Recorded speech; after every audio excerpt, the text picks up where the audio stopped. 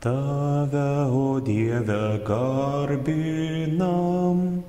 ir tavo šlovę iškeliam, nes tu sutvėrei angelus, gynėjus mūsų nuostabius.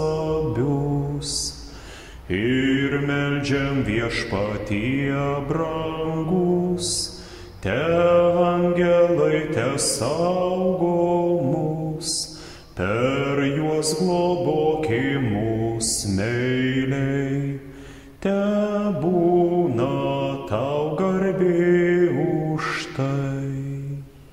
Malonė mūsų Viešpaties Jėzaus Kristaus, meilė Dievo Tėvo ir bendrystė Šventosios Dvasios teesie ir te pasilieka su mumis visais. Šiandien apmąstysime apreiškimo Jonui žodžius, skirtus Arkangelo Mykolo ir visų angelų dienai. Ir užvirė danguje kova. Mykolas ir jo angelai kovojo su Slibinu ir kovėsi Slibinas ir jo angelai, bet jie pralaimėjo. Ir nebeliko jiems vietos danguje. Tai buvo išmestas didysis Slibinas, senoji gyvatė, vadinamas velniu ir šėtonu, kuris suvedžiodavo visą pasaulį. Jis buvo išmestas žemėn ir kartu su juo buvo išmesti jo angelai. Aš girdėjau danguje galingą balsą sakantį: dabar atėjo mūsų Dievo išganimas, galybė, karalystė ir jo Kristaus valdžia. Nes išmestas mūsų brolių kaltintojas skundės juos mūsų Dievui dieną ir naktį. Bet jie nugalėjo jį avinėlio krauju ir savo liudijimo žodžiu. Jie nebrangino savo gyvybės ir nebijojo mirti, todėl džiūgaukite dangus ir jų gyventojai. Dieve, tu nuostabių būdų paskyrei ir įtvirtinai angelams bei žmonėms tarnybą. Te saugo ir tegina angelai, nuolatos tarnaujantis tau danguje, mūsų gyvenimą čia žemėje. Ir to meldžiame per tavo Sūnų Jėzų Kristų mūsų Viešpatį, kuris gyvena ir viešpatauja su tavimi ir šventąja dvasia, vienas Dievas per amžių amžius. Amen. Tad pirmiausia, pažiūrėkime, ką šventasis raštas sako apie angelus. Tai yra ne šio pasaulio gyventojai. Tai yra dangiško rojaus dvasinės būtybės. Jis neturi regimo kūno, todėl aš negaliu jų pamatyti, kaip ir Dievo, žmogaus sielos negaliu pamatyti savo akimis, nebent žmogus iš Dievo malonės turėtų antgamtišką praregėjimą. O pasaulis, bandydamas viską sutalpinti į siaurą savo pažinimo lentyną, atmeta visus dalykus, kurios niekaip negali paaiškinti žmogaus protu, kurie peržengia mūsų pažinimo ribas. Pavyzdžiui, kaip Dievo Sūnus galėjo tapti tikru žmogumi, kaip Jėzus Kristus gali būti ir tikras žmogus, ir tikras Dievas, ar šventosios dvasios doktrina, kaip vienas Dievas gali būti trijose asmenyse. Apie visus šios dalykus mes sakome: aš tikiu, aš išpažįstu, bei aš garbinu šventąją trejybę ir nedalomą jos vienybę. Ir aš žinau, kad iš manęs nereikalaujama, kad aš viską gerai suprasčiau, ar galėčiau racionaliai viską išaiškinti, bet Viešpats iš manęs ne to laukia.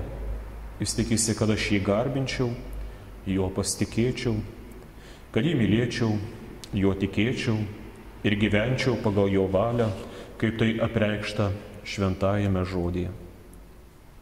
O štai pasaulis dažnai elgiasi tarsi neišmintingi ir užsispyrę vaikai, turintys polinkį įvairius tuščius ir jokios naudos neduodančius ginčus.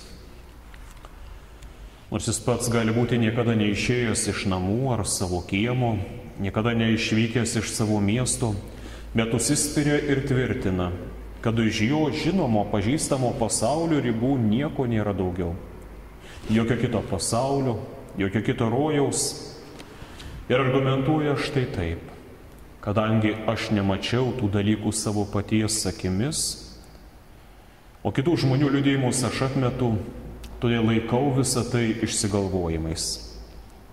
Taip dėja nutinka ir su tikėjimo dalykais. Nors apie daugelį tikėjimo dalykų liudija pranašai, apaštalai, daugybė šventųjų, apie tai, kas peržengia mūsų pažinimo ribas ir apie tai, kas jiems buvo preikšta ir ką jie mums perdoda toliau, štai vieni tai priima ir tiki, kiti atmeta. Pradedant Arkangelo Mykolo ir visų angelų diena iki pat bažnytinių metų pabaigos, mūsų mintis vis labiau bus kreipiamos apmastyti paskutinius laikus ir dvasinius dalykus. Ir šiuose tamsiuose laikuose turime prisiminti, kad angelai gelbėja mums trijose dalykuose ir yra pavyzdys mums trijose dalykuose. Pirmiausiai, Dievo garbinime. Antra, Dievo žodžio skelbime. Ir trečia, dvasinėje kovoje.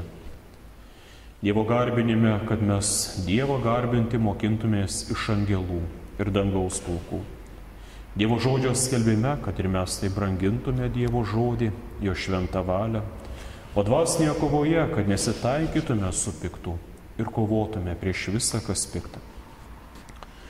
Nuo pat jų sutvėrimo pradžios jie didžiuliu debesiu ir savo garbinimu supa Dievo sostą danguje. O šiandieną kartu su jais į neperstojimą Dievo garbinimą įsilieja ir nesuskaičiuojami šventųjų būriai. Šlovinkite viešpatį. Šlovinkite visi jo angelai, šlovinkite jį visos dangiškos galybės, ragina giedodamas psalmistas. Visa te šlovina viešpaties vardą, nes jis tarė ir visa buvo sukurta. O tai reiškia, kad tegul niekuomet nenutyla jūsų garbinimas, jūs dangiškosios būtybės. Ir jūs, Dievo šventieji ir jo bažnyčios nariai, junkitės į tą dvasinį garbinimą, dėkodami Dievui už visą, kas jau sukurta ir už visą, kas dar bus. Žodis angelas reiškia pasiuntinys, nes Dievas per savo angelus daugybę kartų yra apreiškęs savo valią. Juk Abromui ir Sarai angelai pranešė, kad jie greitų metų susilauks pažadėto kūdikio. Ir Marijai su Juozapui angelas džiugiai praneša apie aukščiausiojo sūnų, kurį Marija nešios po savo širdimi. Ir Kristui užgimus angelų pulkai ir kareivyje džiugiai užgiedojo. Aukštybei viešpačiai garbė. Tačiau angelų neturėtume įsivaizduoti kaip kažkokių bejėgių ar naivių būtybių. Angelai tai galinga Dievo kareivyje, prieš kurią neatsilaiko netgi galingiausios kariuomenės. Štai antroje Karalių knygoje minima, kad viešpaties angelas per vieną naktį sunaikina visą asirų kariuomenę. Ta pačią naktį viešpaties angelas atėjęs į asirų stovyklą užmušė 185 000 vyrų. Išaušus rytui visur gulėjo tik lavonai. Šventojo rašto skaitiniuose, kuriuos girdime šią dieną, yra paminėti keli vardai, kurie gali mums padėti geriau suprasti ir mūsų krikščionišką kovą. Velnias ar šėtonas tai reiškia priešininkas, kaltintojas šmeižikas ir klastingas žudikas. Pirmiausia, šėtonas yra Dievo priešininkas ir Dievo tvarkos griuvėjas ir skaldytojas. Todėl apreiškimo Jonui knygoje kalbama apie tą danguje kilusi maištą prieš Dievą, kurio priežastimi buvo tas, kuris vadinamas dabar šėtonu. Ir užvirė danguje kova, Mykolas ir jo angelai kovojo su Slibinu. Ir kovėsi Slibinas ir jo angelai, bet jie pralaimėjo ir nebeliko jiems vietos danguje.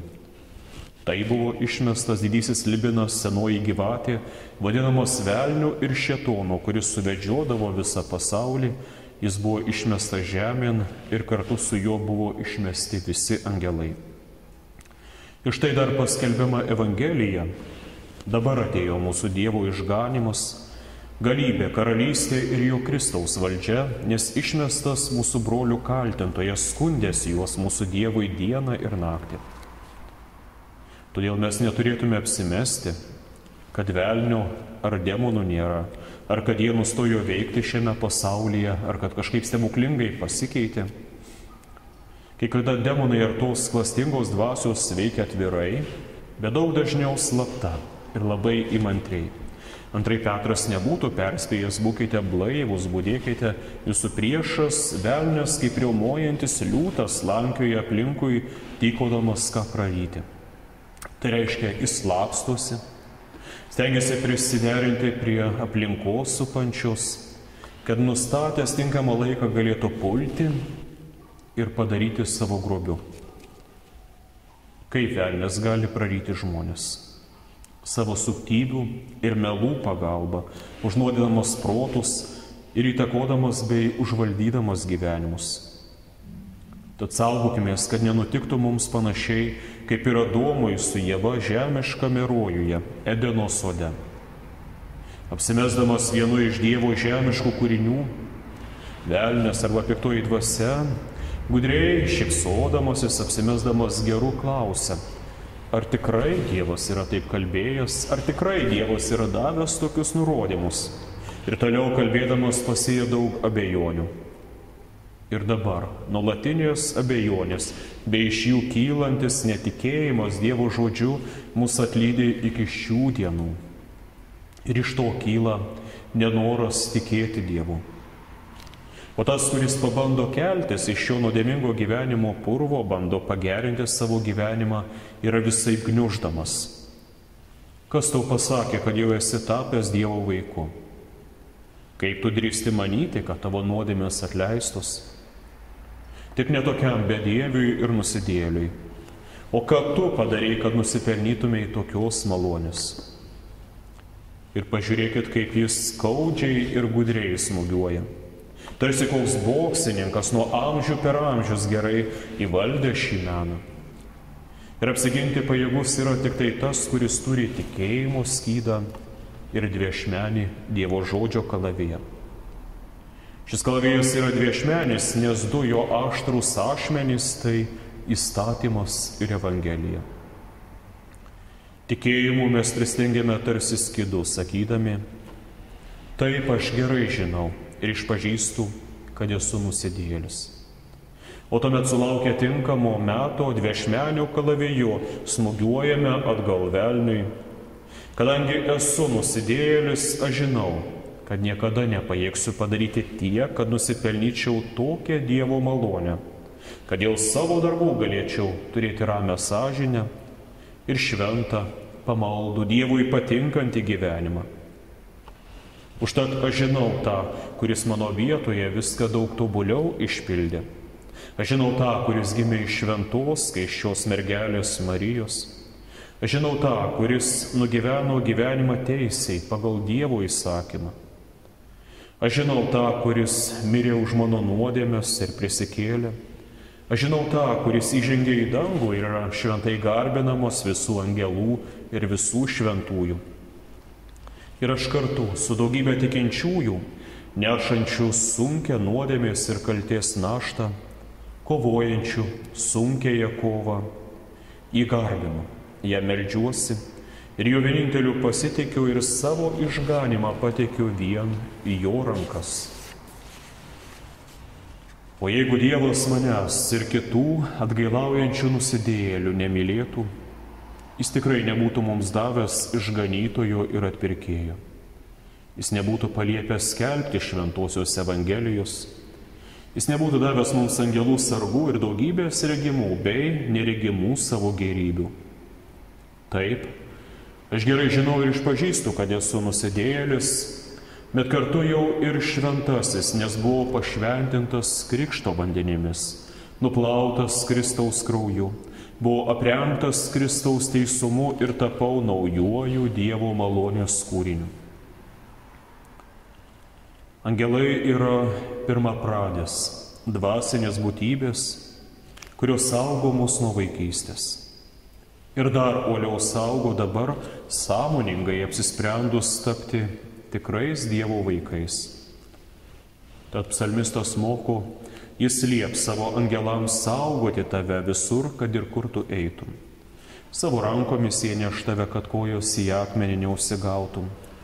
O Kristus perspėja, žiūrėkite, kad nepaniekintumėte vienų iš šitų mažutėlių, nes sakau jums, jų angelai danguje visuomet regi mano dangiškojo tėvo veidą.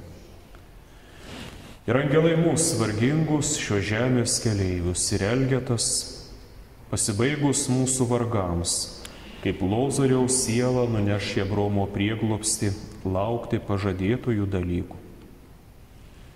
Daugelį tikinčiųjų galbūt ne visai patinka tie žodžiai, kai mes esam palyginami su Elgeta, bet pažiūrėkit, kaip tinka šis palyginimas. Štai Elgeta mirė ir buvo angelų nuneštas į Abraomo prieglobstį.